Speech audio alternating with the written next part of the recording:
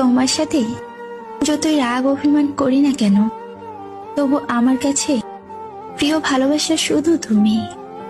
ভালোবাসাটা শুধু তোমার জন্য ছিল, আর তোমার জন্যই থাকবে। প্রথম ভালোবাসা দ্বিতীয় ভালোবাসা বলে কিছুই হয় না। যে শেষ অবধি থেকে যায়, সেই সত্যিকারের ভালোবাসা।